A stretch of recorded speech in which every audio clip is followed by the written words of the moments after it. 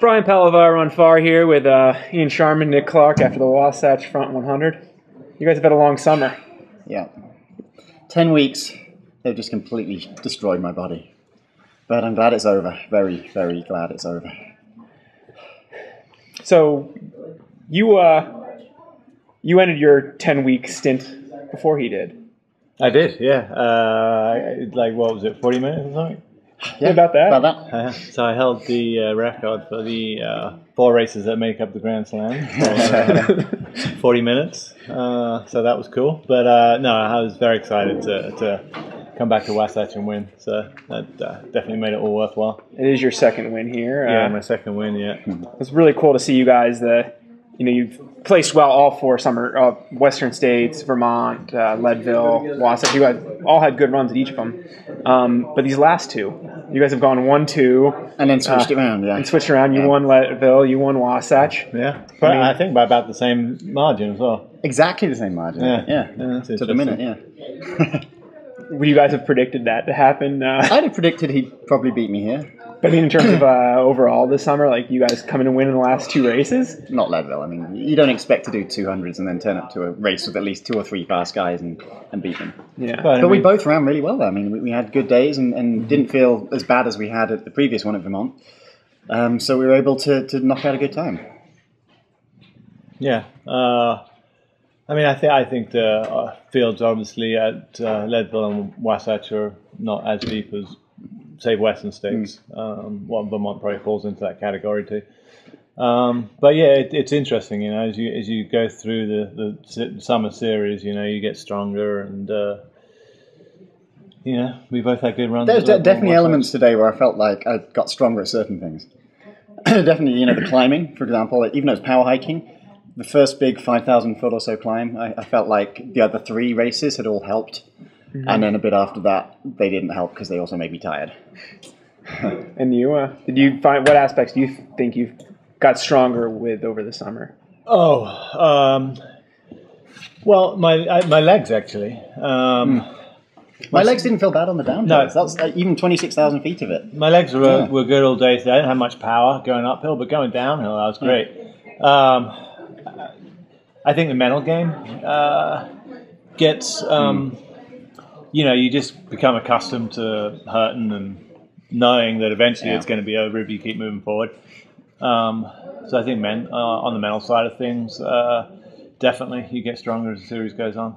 Stronger, but not necessarily enjoying the pain. I mean, I'm not the kind of person who embraces the pain and that kind of thing. Really? I knew that in these races it was going to get tough. I mean, Western States, the last 20 miles always feels like hell, but I had no idea what it would feel like to do the other 3 so close. Mm-hmm. And Vermont felt really bad for 70 miles. Leadville was pretty good, and then this one felt pretty bad at several points. And what was the worst? Like what degraded over the series? Like what aspects of your running? I think I lost a bit of fitness, speed. To be honest. Yeah. Because basically you're racing 100 miles and then recovering. And not really doing much training. No. Yeah. And you don't gain any fitness from racing 100 miles. You just kind of break I think you get a bit of endurance. And then, like I said, I think maybe a little bit of extra leg strength and uphill and downhill. Yeah, no, I'll give you that. But in terms of actual, speed totally disappears. So basically you train for Western States and then, your fitness kind of deteriorates over the summer because you're not training. You're just recovering. Yeah. So I made sure I did a lot of marathon training for Western so that I'd have enough speed that as it faded, it wouldn't be too slow. But particularly with the altitude in the last 2, I mean, I really felt it in this one. When I didn't really at Leadville. Partly because there's not much climbing there and it's over much, much sooner. Mm. Yeah, you spend a lot more time. I mean, you're high all the time at Leadville, but here, you have a big climb, and the hardest part is definitely... And also, it just keeps going up and down, up and down. So I keep thinking, okay, the next aid station is 2,000 feet below. And think, okay, 4 miles, whatever, that's 500 foot per mile. But it's not. It does this the whole way. And it's just several really steep uphills and downhills. It's one of the hardest last 25 in all ultrarunning. So you've run it before. Yeah. Huh? You've run the last 25 before. How different were the changes? I mean, does it make it any easier? Or, oh, by the way, scoot a little bit. Well, so they changed it from pop bottom, which basically is the last... so you go through Irv's torture chamber still? Oh, yeah. And you do the dive and the plunge and all that bit. That stays in. So just that you save that one last climb out of the pop bottom. Well, yeah, there's still a little climb. But it's a little bit easier at the end, from what I understand, is it? It's gentle downhill. Well, the descent is easier because it's on a nice groomed road as opposed to a trail. I think it's about 10 minutes quicker, maybe, if I had to put a number on it. But yeah, so they cut one of the aid stations. So there's a 10-mile stretch from mile 83 to mile 93, basically. Yeah. And it's just a brutal stretch of trail. The trail is atrocious. It's just littered with dust, marble-sized rocks, really steep descents, really steep climbs. And very technical. They're all just water drainage. So it's like a path that wide kind of thing, just as a V shape, and dusty and rocky. And I fell over so many times. I mean, I like my descents, but on that, I was just was dizzy and was just tripping over myself the whole time. So that was why I found it really weird because I had a really bad section through there, but clearly Nick did too, because we were doing about the same split ending for that. I thought he'd probably have knocked like 20 minutes out of me there. You stayed pretty clean for falling a bunch. On my bum. Not on my top. So you're just sliding the... Yeah, it's more the feet going under me because it was so loose. Yeah. Pretty chewed up by the ATVers out there. No, they couldn't go on that. Oh, this was even... It's really steep. No. V-shaped. It's dirt bikers. Yeah. They do. Yeah. So they go up the hill there and just, like horses, they just cut the trail to pieces. Yeah, so it wasn't any fun to do. Especially when you've already done so much in the race to that point. Right. And your legs just do not want to do it. Your feet don't want to do it. The last few miles are all gentle downhill. Felt really good. Not nearly as many rocks. But those bits, I just had to walk bits of it and trip over. And that's why I felt I was going so slowly. But clearly Nick had the same issues. No, Clark, you took a good fall. I took many good falls. Oh, did you? But I did take one particularly impressive fall. I think there were maybe 2 or 3 mud holes on the whole course, and I found one of them. And Superman, like literally, like in a mud race, where you like drive through the mud. I was like covered in mud head to foot. So I had that all drying on me and stuff. As I was, it was a hot day and it was windy, so I was like coated in mud. But it was a good like suntan lotion. I wasn't getting. I bet it would. Yeah. So at every aid station, I was dousing, trying to get all the mud off and the grit out of my shorts, and got there eventually. But it was a pretty good fall. Nice. Yeah. Were there any highlights on the day here? Any good spots? There were some bits of cruising earlier that felt nice, and you could actually take in the view while you didn't feel bad. But later on, actually around 60 miles, I was able to take in some sights and go. This is a very pretty course, but most of it, particularly because you get, in my case, 6 hours in the dark, and it had 5.5, 5 or something. That means you don't get to see much of the end. It's just very narrow beam of light. Here it's actually quite scenic. Have you run that? Never during the day. Oh, you not have racing, not pacing. Okay. Oh, okay. Yeah, I hear it's nice as well. Yeah. It's very pretty, but I just couldn't enjoy it most of the time. I was suffering it a lot of the times. Suffering too much. Yeah. So, any advice for people doing the Grand Slam? Or the 4 races over I always say that the main thing is to be prepared to really grit it out. You can't go into any of them with anything other than the certainty you'll finish, even if you have to get at the end of the cutoff. Because if you think, it's a bit tough, my legs are sore, maybe I won't finish, you won't finish, and that's the end of the Grand Slam. You've got to be certain you're going to finish every single one, no matter how bad it gets. I think, anyway. Total investing in each race. It's being fully prepared to take on a lot of hurt, basically, and not quit at that point. 4 times. Many times to my paces I was saying, why on earth am I doing this? Yeah. This is not fun right now. The good thing about Wasatch, though, is like when you get to that point where it's like, this is ridiculous, why am I doing this? Like you're doing every single 100 you ever do. But more so here, I think. Yeah. With those last miles. But at least with Wasatch, it's like, well, shoot, when I cross that finish line, I'm done. No more 100s this year, maybe no more 100s no more next year. ultras for me this year. No. I'm doing some marathons. Well, there's still spots in Run Rabbit Run. We've got a whole week for that, don't we? Yeah, I'm captaining the mile 70 aid station, so I'm already spoken for Run Rabbit You should Run. speak. Oh, you're a couple time zones away. 3rd time zone away. I'm definitely not doing that. I'm having a well-earned rest now. That kept me motivated at the end. It's if I keep pushing and I feel like I've given it my all, I can rest easy for months afterwards. And if Nick beats me overall in this race or overall, then he's done an amazing run, and that's great for him. But as long as I did everything, if I had got my goal today, I would have smoked you. I was thinking low 19 gets the job done. But well, you must have been around 9 for halfway. I can't remember what I was at halfway, but I went for it early, and then I started kind of not falling apart, but just slowing down. Yeah, not quite being on 100% of your game. Yeah, which is what we'd expect at this point. Right. At what point for each of you during the series was there any point where you literally had going through your mind, I'm not going to finish?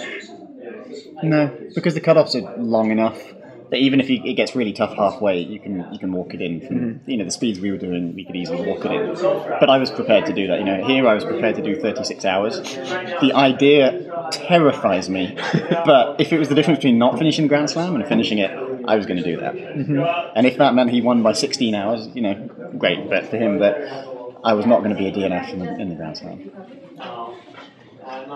You have any? You didn't have any? Congratulations. Thank you. No moments for you, Nick, where you were really on the precipice? No, I mean, like I was saying, you always kind of question your sanity when you do these things, but all you got to do is tell yourself, right, I've got to run another 40 miles. It's going to suck. That's going to take however long 40 miles takes at the end of a race, 9 hours or something. Yeah, it's depressing. When you start doing numbers in your head, and I like it, the last 6.2 miles, I was thinking, it's a downhill 6.2 miles. My legs were fresh. They'd just be so quick. And I was wondering if I could do it in 75 minutes. Downhill, gentle downhill. So can you imagine? Try to wrap your head around this. There's people out there that literally could be taking 50 to 60 hours longer to do the Grand Slam. That's a lot of extra pain, I would say. While I was running along, and I was thinking, this is really tough for me doing 21 hours. I can't imagine how... if you're going slower than that, surely you must be suffering to some degree. Yeah. Otherwise, you'd push harder. So... I can't imagine it's fun to do 30 to 36 hours on that. But if you're hiking... Surely it's got to hurt still. It's a long 70% of a course, and there's a lot of social activity that goes on in the middle, back of the pack. Sometimes I kind of wish that... I've got a lot of respect for it. I couldn't do it. Well, I was prepared to do it, but I would have hated it. Yeah, but racing 100 miles hurts like hell. Yeah. Do you think you can jog one? It doesn't? I would love to go out and not race 100 and just kind of spend time with the middle of the pack and socialize and just go easy. And then you'd be doing it for so much longer. Yeah, and you'd have sleep deprivation and all these things. And, I agree for a 50 mile or 50k, or even 100k maybe, but I'm not sure 100 miles I could ever just go easier and it would be easier. It's kind of, at the end, the main thing driving me on is the harder I push, the sooner I finish. Therefore, the easier it is. So, what was it like? Either of you could have gone to try to run these 4 races this summer, but you're both there together. There's a bunch of other people doing the slam, but you guys were sort of racing for it. Yeah. What was it? What component did that have this summer? Well, we had conversations before I entered, and before he thought about entering, and we definitely thought it'd be more fun, and it's almost going to be Carl Meltzer as well, and Neil Gorman, the record holder, and that'd been really cool to have 4 guys who had a genuine chance of breaking the record. It's still very cool to have 2, and we did. Nick knocked 4.5 hours off, and I knocked 5, so it made it exciting for us. Although more exciting, kind of in hindsight, than necessarily on the day. On the day, you just want it over. You want to go well, but you want it over. Yeah. But it's been a fun summer, and it'll give me memories for years. Right. Even though there's a lot of negative memories, will all disappear of the pain and stuff. Yeah. You'll just remember the glory. Exactly. But clearly, obviously we ran a very similar pace, and we're both kind of pretty stubborn and managed to get the job stubborn's done. one of the key things for it. Yeah. It's if he's ahead of me or I'm ahead of him, it's not to go, Grand Slam's over, or I've lost this race. It's maybe I'll catch him at the end. And I knew that no matter how bad a day he had, he'd still be pushing, and maybe that's an hour slower than he thought. Like you said, you had a bad day and you were maybe an hour and a half slower than you thought. That's his bad day. It's not 10 hours later like it would be for a lot of people. And I think that was one of the reasons it worked well, that my bad day would also not be too much off my good day. So Vermont, we both had bad days, but we still were 3rd and 4th. Do you guys have any desire to do this? Anything? No. Ever? You're retired? I'll stop on a high, yeah. Desire to do the Grand Slam again? Is that what Or you're saying? to do the last great race? I mean, to take it another step, or That was enough for me. Oh, like brain fart. Just finished 100 miles. Paul Terranova, who did the Kona. Grand Slam of Kona, yeah. No, I'm done for the year. This was a big effort, and I knew it would be. And it's mentally completely drained me. It's not so much the physical, that kind of gets better 3 or 4 weeks later. It's just the effort. I wasn't looking forward to this because I knew it was going to be so tough, and that I'd be pushing myself, and it wouldn't be fun for a large portion of it. And so because of that, I wasn't really looking forward to this Leadville after how bad I felt at Vermont. Do you think either of you found out anything new about yourself, or found a new strength, or? I think we both found out how stubborn we are. More than I thought. Yeah. But no, it was really cool to have the challenge. I mean, in between the races and the banter and stuff, and we had fun. During the race as well, we had large portions of it where we ran together. Not here, he took the lead from 3 miles and disappeared. But the other 3, we had a bit of back and forth, and he was ahead of me in all of them at some point, and then ended up ahead in Vermont. But it was fun to run with him. In the early miles when we actually feel good, we can chat. Right. Yeah. No, it was cool. It was a cool series. Ian and I both, 4 races. We both won 2, and we both got a win. Yeah. And we ended up pretty close at the end of the day after 400 miles. And that is ridiculous. how many It's 70 racing. hours and half an hour separating us, isn't it? So it'll definitely be a summer to remember. Yeah. I think that'll be it'll be an enduring memory, and that's a big takeaway from this summer. Like you say, you'll forget about the pain. Yeah, and the all pain, that you for completely a couple ignore of days. that, even a couple of days later. Yeah. Leadville the next day, like, it didn't hurt. Of course it did. It's like the next day you've forgotten about it. Yeah, no, Leadville. That was definitely my most hurtful of the 4. The other thing we both learned is that we do puke. Yeah. Because we'd never done that before. He did it both the last 2, and I did it this one. So it shows, I think, we were trying quite hard. Anything set it off for you today? I think it's the effort level, to be honest. Yeah. There's definitely an effort later in the 100-mile race where if you cross a red line with your stomach's like, yeah, no. And this has got a lot more hours for that to happen in. At about, I think 17:26 was my longest 100-miler up to this point. So after that, I'm going, yep, this is new territory, and it does not feel good. So did you wait till after 17:26 to puke for the It was first time? afterburn, yeah. Obviously, you are both running each of the 4 races, but throughout the effort, you've had your family behind you, and you've had pacers and crew. Like, how important is that? Support helps a huge amount, and particularly both of us with our wives, I'm sure. I mean, I was away for half the summer, so that she wasn't particularly happy about that. But at least with the Leadville win and the Grand Slam working out well, I think Amy's happy. Ish. She'd probably rather I'd stayed at home all summer. But So you are flying home in like 7 to 6 hours? 10 hours, 9 hours. Can move. Yeah. That wasn't because I just don't really think about prize giving and ceremonies and stuff. It's if I thought I could sleep in my own bed tomorrow, or should I say today, and that's preferable for me. It's not too far to get back from Salt Lake City to the Bay Area. Maybe Nick can pick up your trophy for you. You can. I was actually going to suggest you drive it back from Leadville. You could have driven the huge thing back from there to Colorado, and then just when you come to Western States next year, you could give it to me. Well, you'd like that, wouldn't you? Could just be on the I always do drive out to Exactly, Western, I don't think I'll be picking up your Grand Slam trophy. I will enjoy the awards for the Wasatch 100, but I will keep a very low profile for the awards that come after the main race.